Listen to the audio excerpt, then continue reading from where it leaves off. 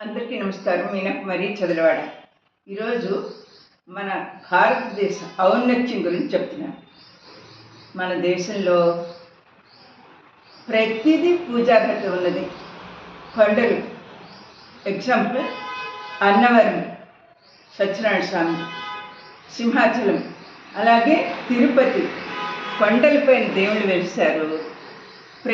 అలాగే ఇంకా హైదరాబాద్లో కూడా నరసింహస్వామి, ఇలా దేవాలయాలు చెప్పుకుంటే కొండలు పూజార్హతం ఉన్నది. చెట్లు, రావి చెట్టు కూడా భగవంతుడి నివాసమే. అలాగే నదులు, అనేక పుణ్య నదులు ఉన్నాయి. నదులకి పుష్కరాలు ఇస్తాయి. అప్పుడు అందరూ పుణ్య నదులు స్నానాలు ఆచరిస్తారు. మహాకుంభమేళాలు చేస్తారు. అనేక మంది కోట్ల సంఖ్యలో ప్రజలు వచ్చారు. మనందరం చూసాం. వాళ్ళు ఈ పర్వదినాలు అయిపోయిన తర్వాత, కుంభమేళ పూర్తయిపోయాక వాళ్ళు వేసిన నాణాలు, ఆ కొబ్బరికాయలు, ఆ రకరకాలైనటువంటి వాళ్ళు ధనం వేశారు. ఆ కాయిన్స్ అయితే పెద్ద పెద్ద సంచులతో ఎత్తి తీయాల్సి వచ్చిందన్నమాట. అంత పవిత్రమైనది మన భూమి. చూసాం కదా. ఇది కాక శ్రీ మహావిష్ణువు అవతారాలు ఎత్తారు. ప్రజల యోగక్షేమాల కోసం చూడటం కోసం ఒక అడ్మినిస్ట్రేషన్ అన్నమాట, పరిపాలన విధానం శ్రీ మహావిష్ణువు తీసుకున్నారు. దానికోసం 6 అవతారాలు మన ఆంధ్రప్రదేశ్లోనే జరిగాయి.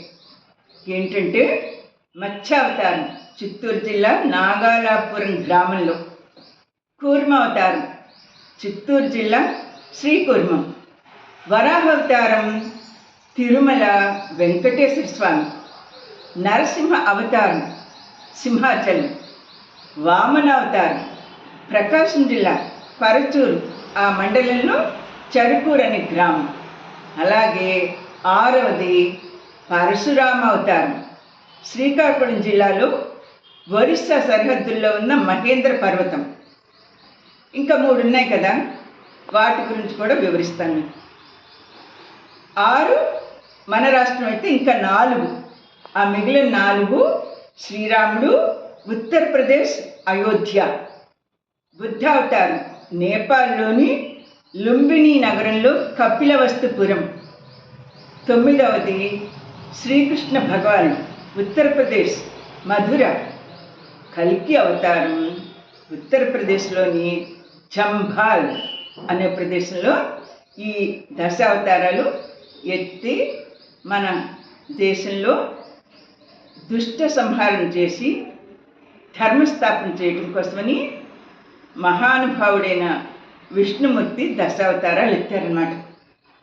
ఇదే కాక మన భూమికి కొంతమంది ప్రవక్తలు వచ్చారు. అలా వచ్చిన వాళ్ళల్లో అనేక మంది సిద్ధపురుషులు ఉన్నారు.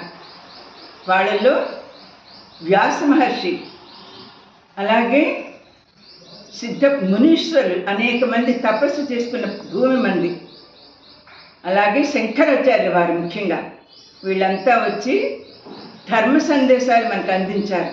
వేదాలు చదివారు. వేదాల్లో ఉండే సారాంశాన్ని ప్రజలందరికీ అందుబాటులో ఉండే చేశారు.